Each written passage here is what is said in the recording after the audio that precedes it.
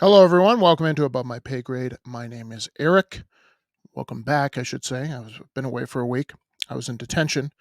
So if you guys want to follow me on any other social media, I'm on Twitter, up there in the top right there on Twitter, Instagram, and Rumble at AmpGrade if you guys want to look for me there. Now, one of the things I like about economics is it doesn't really care about your opinion necessarily.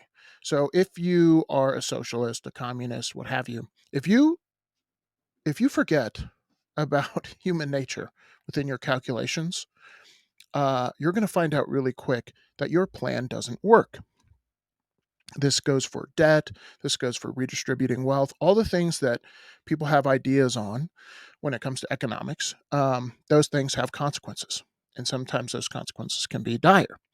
But one of my big kind of isms, one thing I like to stick on is um, you can have different priorities, and that's really an economics question between the left and the right. But debt is a math question. So if we're going to disagree about where we should spend money, okay, that could be like a moral question or an ideology question. But the debt is an economics and a math question. Okay, and yet somehow that gets lumped into ideology as well. Unfortunately, you cannot disregard the consequences. So I saw this video on CNBC the other day, and this guy is a economist that advises the White House. He's on the Economic Advisory Board. So let's take a listen at what he has to say. Used in political circles more and more, right? So House Leader Kevin McCarthy was on Fox this week, and he said this about the debt limit. Have a look at this. One of the greatest threats we have to this nation is our debt. It makes us weak in every place that we can. We have never been at this high of debt to GDP except during World War II. And what are we funding? Wasteful Washington spending much of the time. You know, for those of us at home, right, the idea of having debt sounds like a very, very bad thing. And what he's saying there seems calculated to try and strike that kind of nerve. What I want to ask you here is he right? Does our debt as a nation make us weak? Not at all. First of all, the Okay. Not at all.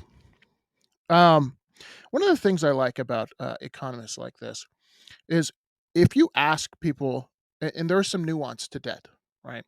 You can run a deficit temporarily, but a couple things to point out here. Number one, Kevin McCarthy talks about World War II.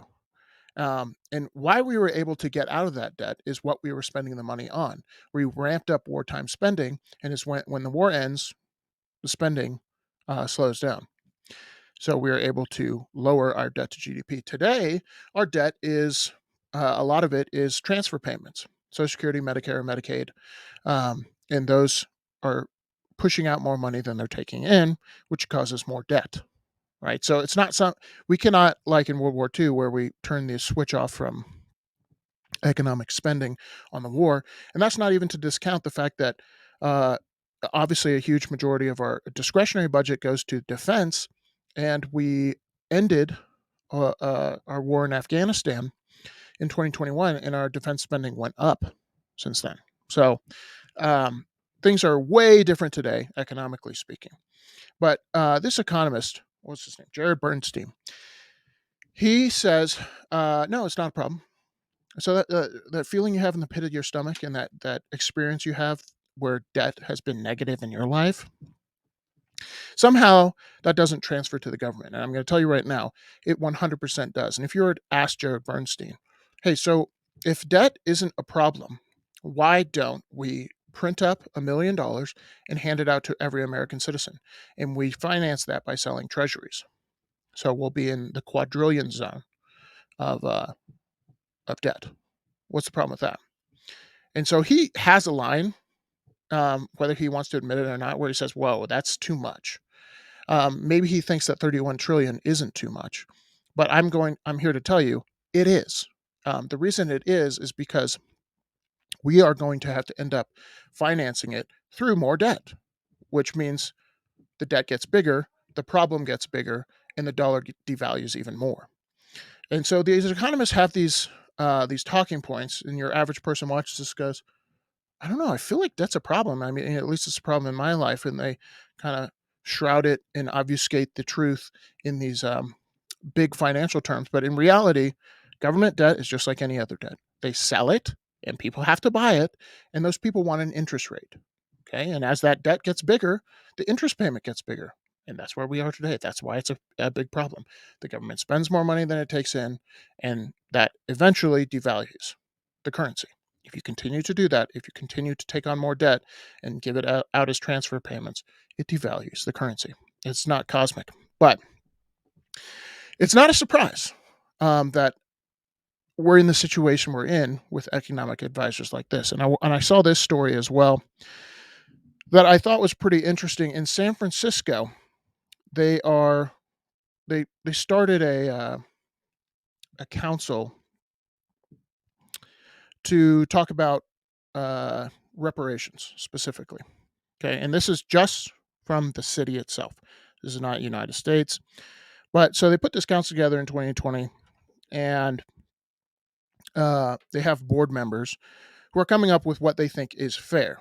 So I imagine the city, with all the pressure in 2020, put this together thinking, okay, they're going to come back with uh, realistic numbers, and the council comes back with the numbers, and they're looking at them like, okay, $5 million per person. $5 million per person paid out by the city of San Francisco in the form of reparations. And to those of you who think that San Francisco is economically illiterate, I would agree with that. But this would be financed by tax dollars and or debt. Tax dollars and or debt. And who wants to fund this debt? And who's going to pay these taxes? The answer is no one. So if they were to do this, obviously, they'd have to raise taxes. And so businesses who have the option in a free country to leave will leave. Okay. So reading from this article here, and I think this is kind of hilarious because I hope San Francisco does this, just because I don't mind if a city um, is economically illiterate. Where it's a huge problem is the people at the money printer level, the federal level. Because when you're economically illiterate there, when you make a mistake, you just print more money. When you make a mistake at the town level or city level, you don't have a money printer. You go bankrupt, or you become friends with the federal government and have them bail you out. Okay, so that's just a headline recommendation, that $5 million per person of the San Francisco African American Reparations Advisory Committee that was put together in 2020. Next on the wish list, comprehensive debt forgiveness that clears all education, personal credit card debt, and payday loans. So the $5 million per person, we're not going to stop there. I just wonder if they put any restrictions on this board. Or they're like, okay, so here's what we can afford. How do you want to do it? They probably just said, tell us what you want. So they came out with a $5 million lump sum payment and all comprehensive debt forgiveness. And these are for people. The rules are kind of, I would say, like if you move to San Francisco to get this money, which they're going to have a massive influx of people wanting to get this money. So they're going to have a lot of people moving there. Okay, so rivaling the $5 million payment as an eyebrow raiser, the committee also wants a welfare program that starts at $97,000 of annual income for low-income blacks for the next 250 years. 250 years. Okay. But wait, there's more. Those who qualify for reparations should have to receive payroll tax, business tax, and property tax credit. Never mind that California wasn't even a slave state and San Francisco never had chattel slavery. But this is obviously becoming very popular because if you can vote to have the city pay you money, a lump sum of $5 million, you will probably vote for that. And now San Francisco, this in the city that it is probably boxed themselves in because they were virtue signaling doing this, in my opinion. And how do you virtue signal out of this? Because now the committee wants $5 million lump sum payments. And if you say no, you're going to be accused of the worst thing in the world here in America. But I just find that funny because at the end of the day, like I said, you can argue about what to spend your income on. Again, that's a values question, and we can talk about that all day. But when you have economically illiterate people running these kind of programs, they literally, back to the old colloquial, I'm not even try that word, back to the old saying, money doesn't grow on trees. And another way of saying that is you cannot print productivity. I've said it 1,000 times on this channel. You cannot print productivity. Um, Beatings will continue until morale improves, until people get smacked across the face with inflation and more government stupidity, in my humble opinion. Let me know what you think in the comments below. See y'all in the next one. Peace.